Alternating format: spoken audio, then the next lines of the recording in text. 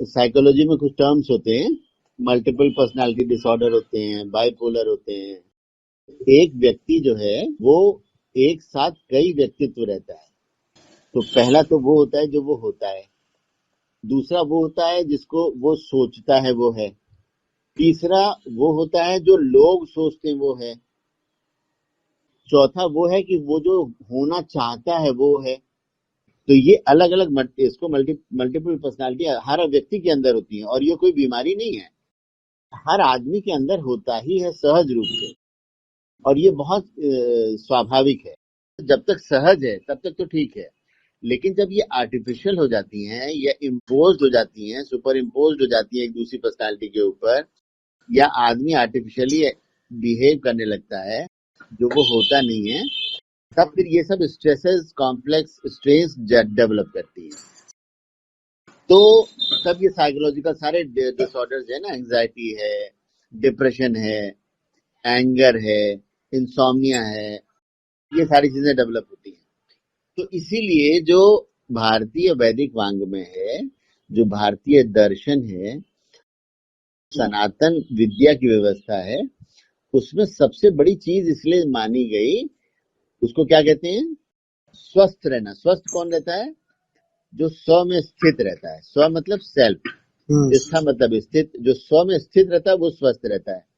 अब ये स्व क्या है, स्व वो है चेतना जो व्यक्ति होता है। कहते हैं ना, केन उपनिषद में आत्मा की व्याख्या है, कहते हैं कि आप हाथ हो, पांव हो, आंख हो, तो अगर आप आंख, हाथ, पांव हो तो फिर जब मृत्यु हो जाती है तब ये क्यों नहीं काम करता। तो इसका अर्थ है कि आप हाथों के हाथ हो, कानों के कान हो, आंखों की आंख हो। इसका मतलब जब वो चेतना रहती है तभी ये हाथ काम करता है, तभी ये कान काम करता है, उससे सुन सकते हो। अर्थ ये हुआ, जो आत्मा जो सारे शरीर को, सारी इंद्रियों को, मन, बुद्धि, चित्त, अहंकार को चलाती है, उसको जागृत रखती है, वो हो तुम। जब ये समझ जाता है व्यक्ति, जब उस स्व को जान जाता है, वही व्यक्ति भौतिक रूप से, मानसिक रूप से स्वस्थ रहता है। जितनी भी हमारी साइकोलॉजिकल डिजीजेस हैं, है ना, फिजिकल डिजीजेस हैं, ये सारी क्या हैं, मन एव मनुष्याणाम कारणम बंध मोक्षयो। मन ही बंधन और मोक्ष का कारण है। अब बंधन क्या है, अगर किसी एक विचार हमारे मन में बंधित हो गया, है ना, जैसे कोई स्ट्रेस हो गई, बंधन हो गया किसी विचार का, अब वो विचार बार बार आता है, गुस्सा चढ़ता है, बार बार आता है, गुस्सा चढ़ता है, बार बार आता है, गुस्सा चढ़ता है, तो इसका मतलब वो मन ने उस विचार, मन उस विचार का बंधित हो गया ना, उसका बंधन हो गया। तो और यही बंधन जो है उसको निर्बाध अनंत अनंत शक्ति से दूर कर देता है, गांठ बांध देता है ना, तो उसी को स्ट्रेस, स्ट्रेन, गिल्ट कॉम्प्लेक्सेस कहते हैं। तो ऐसा व्यक्ति स्वस्थ कैसे रहेगा, है ना। इसका मतलब मन जो है बाधित हो गया। तो जब स्व में स्थित रहना है तो मन को समझना, मन ही कारण है बंधन और मोक्ष का। तो यानी कि अगर हम मन को समझ लेंगे तो बंधन और मोक्ष को समझ लेंगे। तो जब हम को मोक्ष चाहिए, मोक्ष का मतलब क्या है, मोक्ष का मतलब इनलाइटनमेंट तो है ही, लेकिन मोक्ष का मतलब ये है कि कोई भी स्ट्रेस, स्ट्रेन, गिल्ट, कॉम्प्लेक्सेस से मुक्ति को मोक्ष भी कहते हैं ना। कोई स्ट्रेस हो गई, उस स्ट्रेस से जो मुक्त हुए वो उस स्ट्रेस से मोक्ष हुआ ना, है कि नहीं। कोई विकार हुआ, कोई बीमारी हो गई, तो कहेंगे हाँ भैया उस बीमारी से मोक्ष मिला, हमें उस बीमारी से मुक्त हुए। तो यानी कि मोक्ष जो है वो आध्यात्मिक रूप से जब पराकाष्ठा हो जाती है तो सारे गिल्ट, स्ट्रेस, स्ट्रेन, कॉम्प्लेक्सेस से व्यक्ति मुक्त हो जाता है। और जब मुक्त हो जाता है तो जितने भी शारीरिक विकार हैं, वो चाहे डार्क साइकोलॉजी का हो, डार्क फिजियोलॉजी का हो, चाहे एंजाइटी का हो, डिप्रेशन का हो, हाई ब्लड प्रेशर को, इंसोम्निया का हो, सारी कॉम्प्लिकेशंस का हो, साइकोलॉजिकल डिसऑर्डर्स का हो, मल्टीपल डिसऑर्डर्स का हो, मल्टीपल पर्सनालिटी डिसऑर्डर का हो, बाइपोलर का हो, कोई भी इस तरह का जो विकार है, ये चेतना कहीं जब गांठ बन जाती है, कोई स्ट्रेसेस हो जाती है, उसमें अवरुद्ध हो जाता है वो प्रवाह, तब ये विकार पैदा होते हैं। तो जब व्यक्ति, उसके लिए गीता में सारा मंत्र बहुत सरल मंत्र है जो अद्भुत अमृत की तरह हजारों चीजों में काम आते हैं। तो गीता में कहते हैं त्रय गुण शब्द निस्त्रय गुण्यो भव अर्जुन। तो ये जो तीन गुण का जगत है, सत्वर स्तंभ का और लंबाई चौड़ाई मोटाई का त्रिआयामी जगत है ना। तो इसके परे जाओ, निश्चय गुण्य भवाजन, इसके परे जाओ। कहां परे जाओ और क्या करो? उसके परे जाकर के योगस्थ गुरु कर्मणि, उसके योग में रह के काम करो। किसके योग में रह के काम करो? जो शिवम शांतम अद्वैतम चतुर्थम मनते स आत्मा सविज्ञेय है। तो क्या होगा? तो मन ये मनुष्य नाम कारणम बंध मोक्षो, तो मन जो है स्व में स्थित हो जाएगा। तो मन जब त्रिगुणातीत हो जाएगा, चतुर स्तंभ से, लंबाई चौड़ाई मोटाई से, स्ट्रेन गिल्ड कॉम्प्लेक्स से, जो भी ये जगत के तत्व हैं, इनके परे जाके निर्गुण निराकार में अवस्थित व्यवस्थित स्थित हो जाएगा। तो वो स्वस्थ हो जाएगा, स्व में स्थित हो जाएगा तो स्वस्थ हो जाएगा। तो भौतिक रूप से स्वस्थ हो जाएगा, मानसिक रूप से स्वस्थ हो जाएगा, और उसके कारण आध्यात्मिक उत्कर्ष इतना हो जाएगा कि वो व्यक्तिगत स्व है ना, व्यक्तिगत सेल्फ, विराट स्व, जो विराट परमात्मा, तो ये जो व्यक्तिगत स्व है, सेल्फ है, ये आत्मा है, और विराट जो है वो परमात्मा है। तो ये जो छोटी सी ऊर्जा है, ये विराट ऊर्जा से योगस्थ हो जाती है। तो अल्टीमेटली वो परम धाम की प्राप्ति होती है, परम आत्मा की प्राप्ति होती है, परम आनंद की प्राप्ति होती है, और शाश्वत हो जाता है वो। चूंकि सारे स्ट्रेस स्ट्रेन गिल्ट कॉम्प्लेक्सेस हट जाते हैं, तो चेतना जहां स्थित होती है स्व में, तो वो शाश्वत आनंद होता है। क्योंकि कोई स्ट्रेस स्ट्रेन गिल्ट कॉम्प्लेक्सेस है नहीं, तो कोई विकार नहीं बसता। तो ऐसा व्यक्ति, कोई गांठ नहीं बसती ना मन में, तो वो व्यक्ति स्वस्थ होकर आनंदित हो जाता है। तो चूंकि जब कोई स्ट्रेस है, उसी से जो केमिकल जनरेट होते हैं, उसी वही केमिकल पॉइजन बन के वही शरीर में व्याधि पैदा करते हैं, है ना। कहते हैं पूर्व जन्मम कृतम पापम व्याधि रूपेण बाध्यते, यानी कि पूर्व जन्म में जो पाप किया वो व्याधि के रूप में बाधित होता है, शरीर को बाधित करता है। अब पूर्व जन्मम कृतम पापम का क्या अर्थ हुआ? हर क्षण हमारा नाखून बढ़ रहा है, हर क्षण हमारा बाल बढ़ रहा है, न जाने लाखों टिश्यू डेड हो रहे हैं, लाखों नए टिश्यू बन रहे हैं। इसका मतलब इस क्षण के पहले जितने भी क्षण हैं, सब में हमारी मृत्यु हो रही है, और हर क्षण हमारा पुनर्जन्म हो रहा है। तो जब कहते हैं पूर्व जन्मम कृतम पापम व्याधि रूपेण बाध्यते, तो यानी कि इस क्षण के पहले हमारा हर क्षण मृत्यु हो रही है, हर क्षण, क्योंकि हर क्षण नए नए टिश्यू बन रहे हैं, और जाने कितने टिश्यू डेड हो रहे हैं बॉडी के। तो हर क्षण पुनर्जन्म हो रहा है। तो हर क्षण, इस क्षण के पहले पूर्व जन्मम कृतम पापम, तो जो भी हमने पाप कर्म किया वो व्याधि रूपेण बाध्यते, वो व्याधि के रूप में शरीर को बाधित करता है।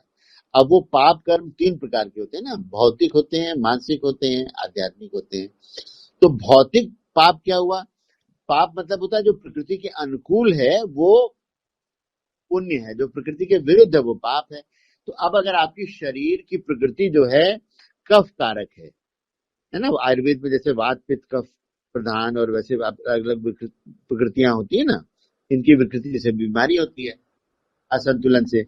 तो अब अगर कोई व्यक्ति कफ कारक है और उसने रात में ठंड में दही मूली चावल खाया है, तो ये इसका मतलब उसने अपने प्रकृति के, शरीर की प्रकृति के विरुद्ध काम किया, प्रकृति के नियमों के विरुद्ध काम किया, अर्थात ये पाप कर्म हुआ।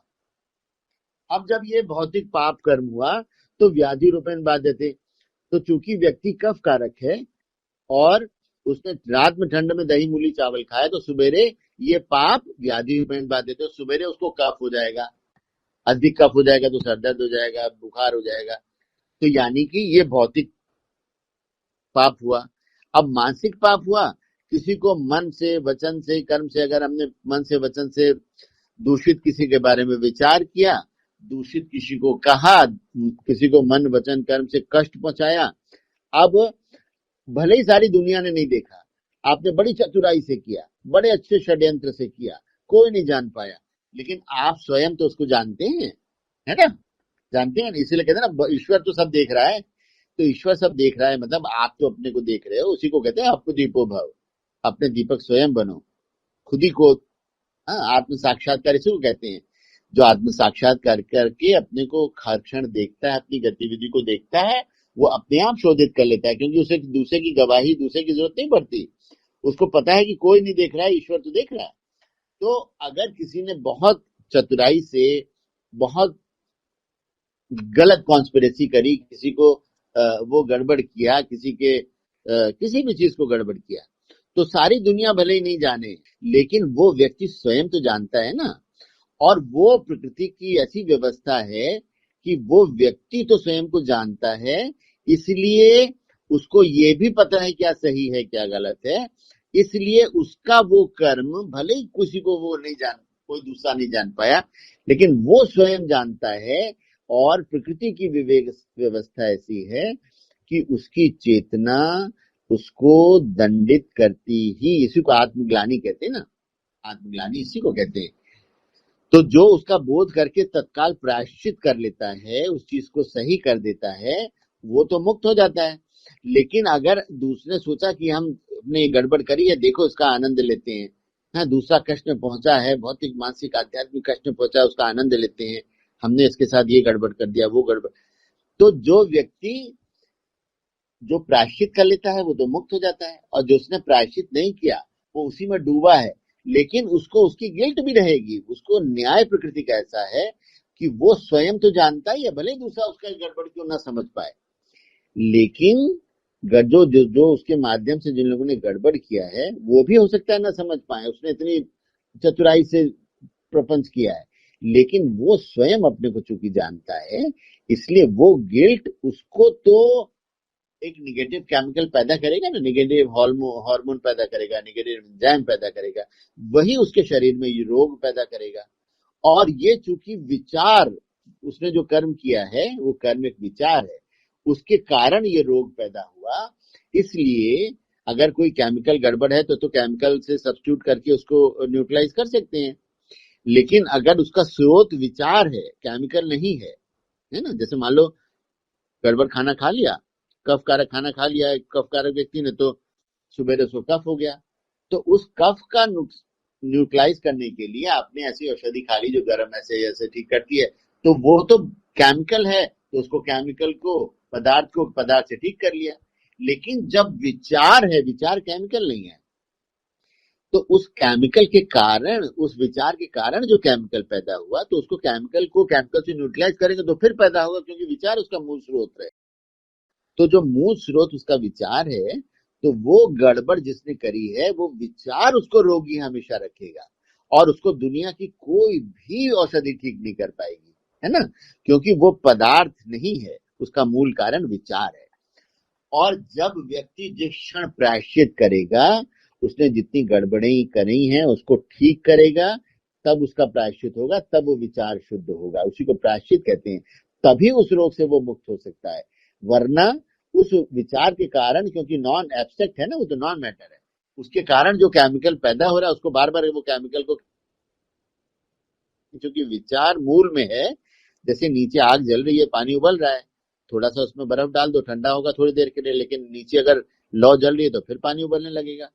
तो ठीक उसी प्रकार अगर विचार गड़बड़ है तो शरीर में रसायन बनेगा, वो बीमारी पैदा करेगा। आप दवा खाओ, थोड़ी देर के लिए वो न्यूट्रलाइज करेगा, लेकिन फिर वो विचार उसको वही निगेटिव केमिकल पैदा करके रोग हमेशा रखेगा। इसीलिए बिना प्रायश्चित के वो रोग कभी जा ही नहीं सकता, है ना। इसीलिए कहते हैं, तो इसका मतलब है कि जब व्यक्ति चेतना में स्व में स्थित होगा, तब स्व क्या है, जब स्व में स्थित होगा तो उसे पता चलेगा कि हमारी आत्मा जहां से आई है वो परमात्मा से, वो विराट से, वो मदर है, महामदर है, महा माँ है ना, और सारा कुछ वहीं से आया। तो सारा जीव जंतु 84 लाख योनियां सब कुछ जब वहीं से आया है, तब उसको पता है कि सब एक ही माँ की संतान है।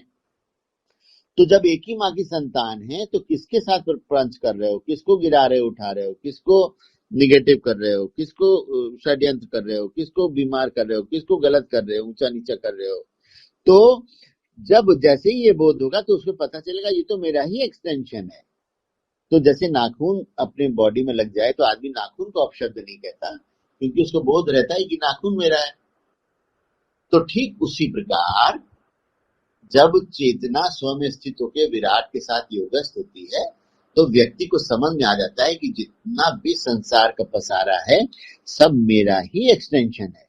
तो जितना भी राग, द्वेष, वैमनस्य, ईर्ष्या, लोभ, ये सब खत्म हो जाता है।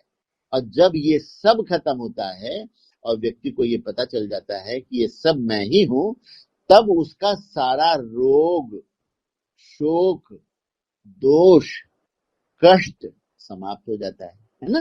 क्योंकि उसका मूल कारण ही वो विचार की ग्रंथि है, वो कर्म की ग्रंथि है ना, जो उसको रोगी रखती है।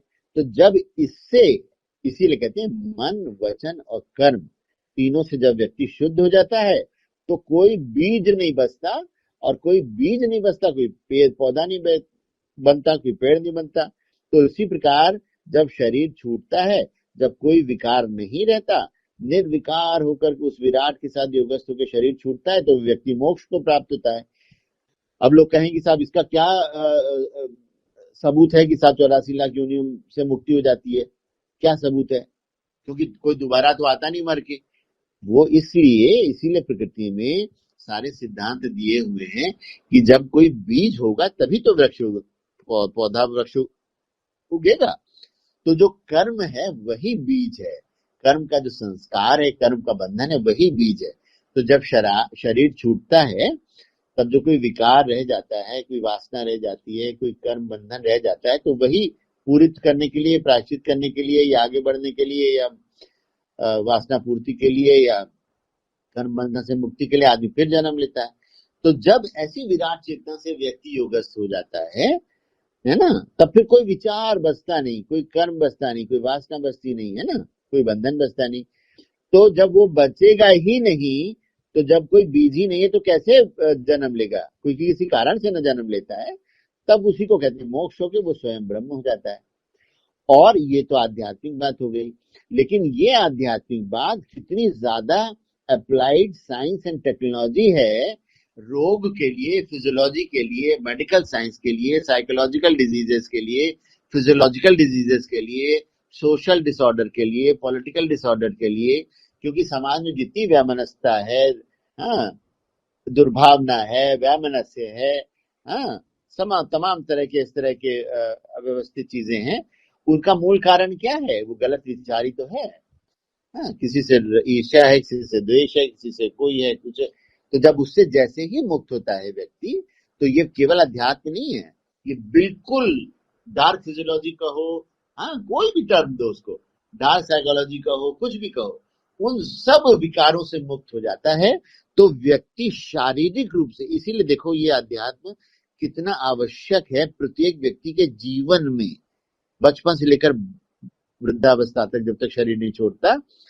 केवल अध्यात्म ये सन्यास का और जंगल जाने का मार्ग नहीं है। हर क्षण जो बच्चा छोटा है, जो बच्चा स्कूल जा रहा है, जो बिजनेसमैन है, जो सर्विस क्लास है, जो पॉलिटिक्स में है, जो एडमिनिस्ट्रेशन में है, जो साइंटिस्ट है, जो हर व्यक्ति जब निर्विकार होकर के शुद्ध चेतना से जब काम करेगा, तो जो भी वो काम कर रहा है उसमें ईर्ष्या, द्वेष, वैमनस्य, दुर्भावना, है ना, निगेटिव प्रतिद्वंदिता, इस सब से परे जा करके वो शुद्ध चेतन स्वरूप में काम करेगा ना।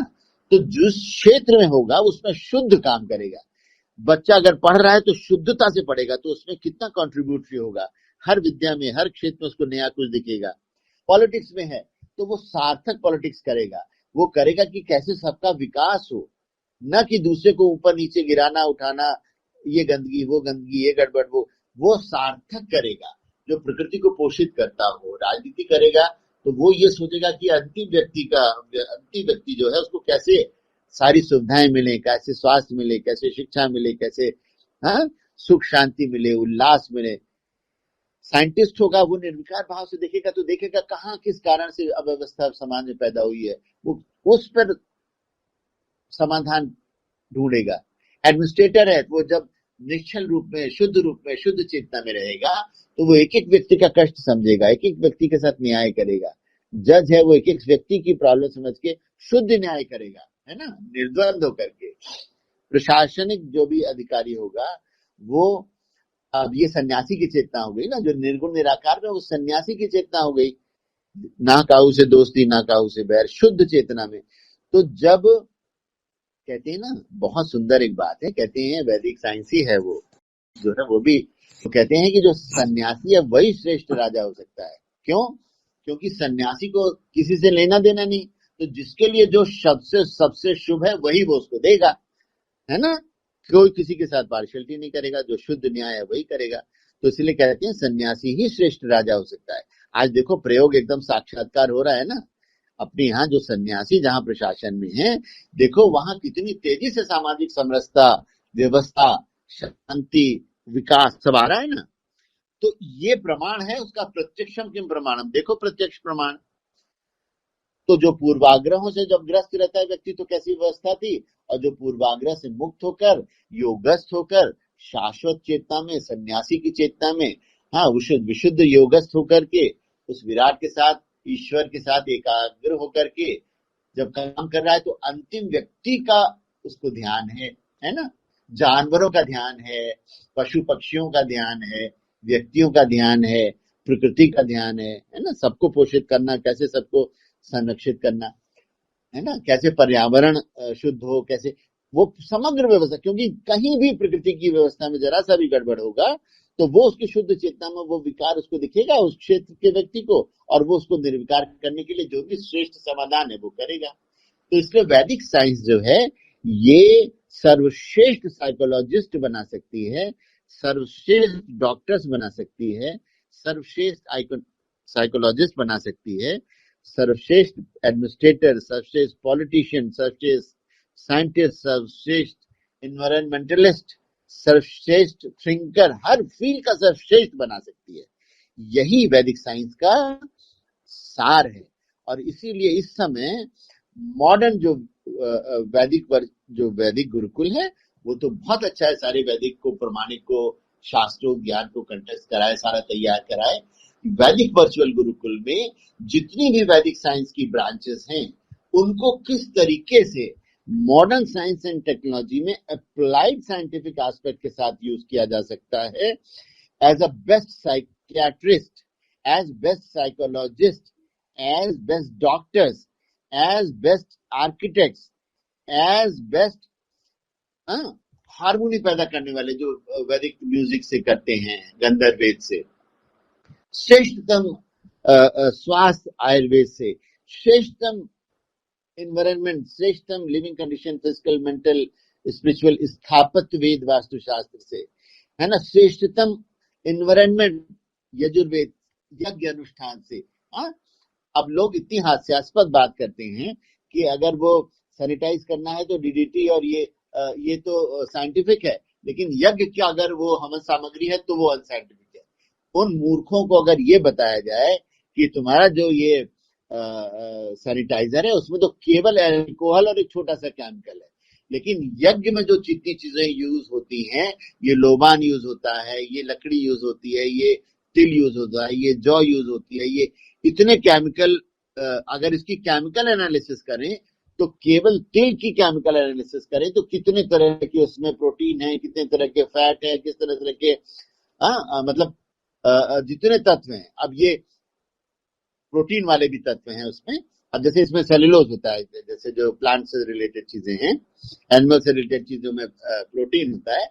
तो अगर हम केवल तिल की एनालिसिस करें तो कितने तरह के उसमें फैट हैं, कितने तरह के केमिकल है, राइट।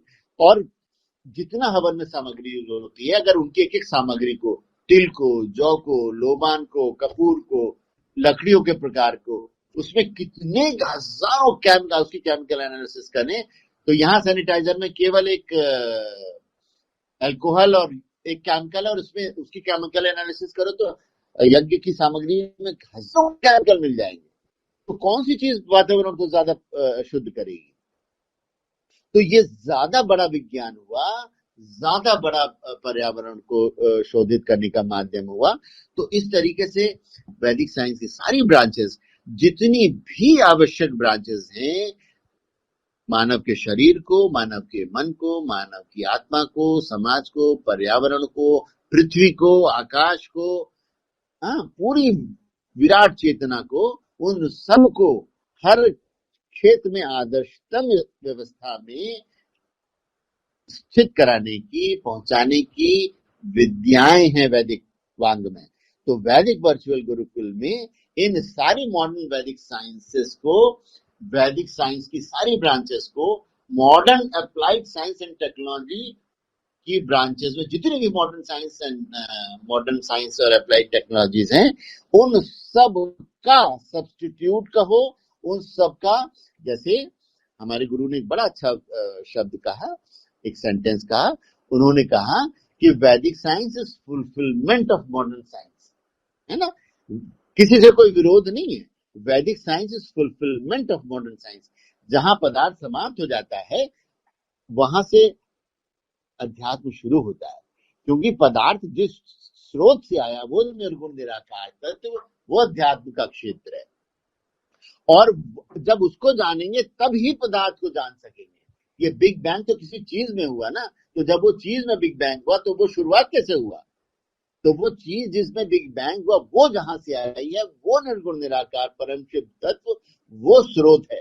तो जब उसको जानेंगे तब जानत तुम्हें तुम्हें हो जाई। हाँ, अहम ब्रह्मास्मि रसो वैसा, उसको जान के सब कुछ जान लिया जाता है, वो ऐसी विद्या है। उसको जान के सारा ब्रह्मांड का, हाँ, origin of universe, origin of species, evolve, कैसे इवोल्यूशन हुआ, कैसे निर्गुण निराकार व्यक्त हुआ, व्यक्त होके कॉम्बोक्स्यामी मल्टीप्लाई हुआ, फिर कैसे विकसित हुआ, फिर कैसे पुनः उसी में मर्ज हुआ। तो यही लय प्रलय का पूरा विज्ञान, ज्ञान विज्ञान, जो ज्ञान विज्ञान है इस चेतना में, इस ब्रह्मांड में, जगत में, ज मतलब जन्म लेना, गत मतलब जाना, इस जगत में जो पैदा होता है और विलीन होता है, लय होता है, प्रलय होता है, ये जो समक्ष ज्ञान विज्ञान का क्षेत्र है, ये सब वैदिक विज्ञान का क्षेत्र है। और जितनी मॉडर्न साइंसेस की ब्रांचेस हैं और आगे अभी इवॉल्व होंगी, वो सारी विद्याओं के ऑल्टरनेटिव्स, उसकी पूर्णता, जहां वो कमी होती है, वो सारी कमी को वेद विज्ञान दूर करेगा और उस समक्ष क्षेत्रों में उसकी ऑल्टरनेटिव, जहां पर डेफिशिएंसी मॉडर्न साइंस की हो रही है, उसको सप्लीमेंट करेगी वैदिक साइंस। और वो जितनी भी मॉडर्न साइंस की ब्रांचेस हैं, उन सब का सब्स्टिट्यूट, उसका ऑल्टरनेट और उसका फुलफिलमेंट सारी वैदिक साइंस की जिन ब्रांचेस में होगा, उनको मॉडर्न साइंस एंड टेक्नोलॉजी में, अप्लाइड साइंस एंड टेक्नोलॉजी में, वैदिक साइंस की उन सारी ब्रांचेस को अप्लाइड साइंस एंड टेक्नोलॉजीज में रिवाइव, रीस्टैब्लिश्ड, रिवाइटलाइज करने के लिए ये वैदिक वर्चुअल गुरुकुल संकल्पित है और समस्त वैदिक वांग्मय को कन्वर्ट करेगा मॉडर्न साइंस एंड टेक्नोलॉजी में, अप्लाइड साइंस एंड टेक्नोलॉजी में। तो जो भी क्षेत्र अभी मॉडर्न साइंस एंड टेक्नोलॉजी में हैं, जो आ सकते हैं और श्रेष्ठतम स्थिति को प्राप्त कर सकते हैं, उन सब का बीज, विकास, मूल, विकास और स्रोत, उसका जो गोल है, ये सब देने का काम वैदिक वर्चुअल गुरुकुल करेगा। यही इसका संकल्प है। और यही, हाँ, हमारे गुरु ने एक बार बड़ी अद्भुत बात कही थी कुमारिल भट्ट की कथा सुनाते समय कि कौन इस वेद का उद्धार करेगा। तो ये समय आ गया है, वो चेतनाएं प्रस्फुटित हो गई हैं और गुरु कृपा से वही सारी चेतनाएं, वही सारा आशीर्वाद जो एकानेक व्यक्तियों में प्रस्फुटित हो रहा है, उद्भासित हो रहा है, वही इन सारी वैदिक विद्याओं को, वैदिक विज्ञान को, मॉडर्न साइंस एंड टेक्नोलॉजीज की सारी ब्रांचेस का सब्स्टिट्यूट और फुलफिलमेंट बना करके इसको स्टैब्लिश करेगा। सर्वे भवन्तु सुखिनः, सर्वे सन्तु निरामया। विश्व विजय करके दिखलाए तब होवे प्रण पूर्ण, हमारे गुरु का महावाक्य है। उससे वेद विज्ञान पूरे भूमंडल पे रहने वाले समस्त व्यक्तियों का, हाँ, going beyond all caste, creed, sex, political, geological boundaries, it will benefit, it will give fulfillment on every level: physical, mental, spiritual, emotional, social, political, geographical, environmental, her field में फुलफिलमेंट पैदा करेगा। यही इस वैदिक वर्चुअल गुरुकुल का उद्देश्य होगा और गुरु कृपा से इसको यथाशीघ्र उपलब्ध कराएगा ये वैदिक वर्चुअल गुरुकुल। इस उद्देश्य को पूरा करने के लिए वैदिक virtual Gurukul modern science and technology के जितने भी श्रेष्ठतम विद्वान हैं, वो चाहे मॉडर्न मेडिकल साइंस में हो, मॉडर्न स्ट्रक्चर इंजीनियरिंग में हो, मॉडर्न आर्किटेक्चर में हो, मॉडर्न मेडिसिन में हो, मॉडर्न साइकोलॉजी में हो, मॉडर्न साइकियाट्री में हो, मॉडर्न एग्रीकल्चर में हो, मॉडर्न एनवायरमेंटल साइंसेज में हो, है ना, मॉडर्न एजुकेशन में हो, किसी भी फील्ड में हो, मैं उनको विश्वास दिलाता हूं जो जिस फील्ड में एक्सेल कर रहा है वो यदि अपन से संपर्क करेगा तो उसको उस फील्ड का जो भी श्रेष्ठतम वैदिक साइंस का सब्स्टिट्यूट है जो उसको फुलफिल करेगा वो उसको यहाँ उपलब्ध होगा। तो मेरा आह्वान है, ये आह्वान है हर field modern science and technology के एक्सपर्ट से कि वो वैदिक वर्चुअल गुरुकुल से संपर्क करें और इस अनंत शक्ति की विद्या को अनंत क्षेत्रों में एक्सेल कराने के लिए अपने एक्सपर्टीज का उपयोग करें। और बात बहुत छोटी सी है, जो उनकी मॉडर्न साइंस एंड टेक्नोलॉजी का ज्ञान विज्ञान सिद्धि है केवल उसको कॉम्प्लीमेंट कर देना है, वैदिक साइंस से जोड़ देना है। और वो जो जिस भी क्षेत्र का व्यक्ति है, ये मैं पुनः पुनः पुनः उनको विश्वास दिलाता हूं कि उनको उसका वैदिक साइंस से इंटीग्रेट करा के, वैदिक साइंस से नरिश करा के, वैदिक साइंस से उसका फुलफिलमेंट उसको मिलेगा और बहुत आनंद आएगा। और वैदिक वर्चुअल गुरुकुल वैदिक साइंस की सारी ब्रांचेस को, मॉडर्न साइंस एंड टेक्नोलॉजी की हर ब्रांचेस को अप्लाइड साइंस एंड टेक्नोलॉजी में रीएस्टैब्लिश करने का अद्भुत कार्य करेगा। मेरा आह्वान है हर क्षेत्र के, हर क्षेत्र का मतलब हर क्षेत्र के व्यक्ति से जो भी अपनी फील्ड में एक्सेल किया है, जिसने जो भारत को पुनः विश्व गुरु बनाना चाहता है, भारत को पुनः सोने की चिड़िया बनाना चाहता है, भारत के अलावा भारत का अर्थ प्रतिभारत, प्रतिभारत हर व्यक्ति की चेतना में भारत जगे, अर्थात विश्व की जितनी भी 5-7 अरब आबादी है सब प्रतिभारत हो जाए, सबके अंदर वही भाषित होने लगे, वही दिव्यता, वही शुद्धता, वही पूर्णता।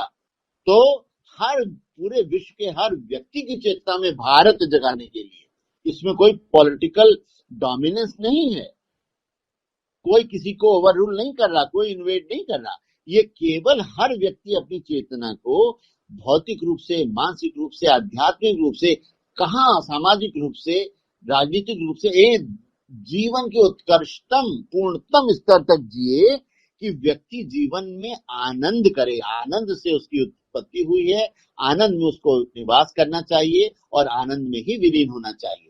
इतना सुंदर व्यवस्था दी है, इतने सुंदर पहाड़, झरने, नदी, भोजन, फल फूल, दृश्य, हर व्यक्ति को प्रकृति के सौंदर्य का, प्रकृति के दिव्य भोजन का, प्रकृति की संगीत का, प्रकृति की दिव्यता का, आपसी सौहार्द, हाँ, आपसी सामंजस्य, आपसी आनंद को शेयर करने के लिए जीवन का उपयोग होना चाहिए। एक भी क्षण अगर हम किसी भी निगेटिव वैमनस्यता में, हिंसा में, हाँ, प्रतिशोध में, ईर्ष्या द्वेष में वेस्ट करते हैं, तो आप ये सोचो कि कितना प्यारा जीवन, कितना सुंदर जीवन, कितना जीवन की हर क्षण आदमी उल्लास, उत्साहित, संगीत में रह सकता है, उसको हम कहाँ वेस्ट कर रहे हैं। तो प्रकृति को धन्यवाद देते हुए हर क्षण प्रकृति ने जो स्वर्ग दिया है, ये प्रकृति ही स्वर्ग है, इसको अगर आप स्वर्ग की तरह यूज करेंगे, तब जब मोक्ष होगा तब भी वहां स्वर्ग मिलेगा। इसको नरक की तरह यूज करेंगे तब आप जहां भी जाओगे नरक ही जनरेट कर लोगे, कुछ नहीं मिलने वाला अगर यहाँ आपने पूर्णता से जीवन नहीं दिया। ईश्वर ये पूछेगा कि इतना सुंदर व्यवस्थाएं दी थी, वहां क्या करके आए हो, वहां ईर्ष्या द्वेष हिंसा वैमनस्य जब करके आए हो तो यहां भी वही करो। तो जीवन में ईश्वर यहाँ भी है, ईश्वर ने ये भी सृष्टि बनाई, ईश्वर ने मोक्ष करके जहां स्वर्ग में जाएंगे, स्वर्ग भी भोग योनि है और आगे अनंत में भी जाएंगे, तो जैसी वृत्ति यहाँ लेके जाएंगे वैसे ही वहां भोगेंगे। तो इसलिए ये भी ईश्वर का ही अंश है, ये भी ईश्वर की अभिव्यक्ति है। तो ईश्वर यही पूछेगा कि आपको इतने सुंदर स्थान में हाँ, इतने सुंदर वातावरण में, इतने सुंदर लोगों के साथ। हाँ, सुंदरता का अर्थ शारीरिक सुंदरता ही नहीं है। सुंदरता का अर्थ दिव्यता से है, उस सौंदर्य से है। सौंदर्य मतलब जो हारमोनियस है, जो सामंजस्य में है, जो जो प्रकृति की साम्यता में है, वो सब सुंदर है ना। एक शारीरिक देखने वाला सुंदर ही सुंदर नहीं होता। अगर उसकी वृत्ति सही नहीं है तो उससे कुरूप कोई नहीं है। और कुरूपता क्या है? जो प्रकृति के विरुद्ध है वो कुरूप है। कुरूप, रूप मतलब उस सामंजस्य को जिसने विकृत कर दिया वो कुरूप है। आपको शरीर भगवान ने सुंदर देके भेजा, लेकिन आपने विकृत साधन पैदा की तो आपसे कुरूप कौन है व्यक्ति? तो इसलिए सुंदर समाज में, इस सुंदर वातावरण में, इस सुंदर प्रकृति में, इस तृप्त प्रकृति में, इस पूर्ण प्रकृति में ईश्वर ने इसलिए भेजा है कि इसके हर क्षेत्र में पूर्णतम जीवन जिए। हाँ, और उसके लिए वैदिक वांग में हर व्यक्ति के लिए तैयार है, हर व्यक्ति के लिए हाँ आगे आने को तैयार है। अब इसकी इतनी सारी ब्रांचेस हैं, तो ये तो एक सामूहिक चेतना का विषय है। तो जितने ज्यादा से ज्यादा एक्सपर्ट लोग इससे जुड़ेंगे, उनको अपने क्षेत्र का अद्भुत इसमें मिलेगा। मेरा पुनः पुनः पुनः विश्वास दिलाता हूं मैं कि उनको उस क्षेत्र में कॉम्प्लीमेंट, सप्लीमेंट, फुलफिलमेंट का सारा क्षेत्र वैदिक वांग्मय में मिलेगा। वो आकर के वैदिक वर्चुअल गुरुकुल से संपर्क करें और इस समाज में हर क्षेत्र की विद्याओं को पूर्ण करने का संकल्प लेकर आगे बढ़े। जयतु गुरुदेव।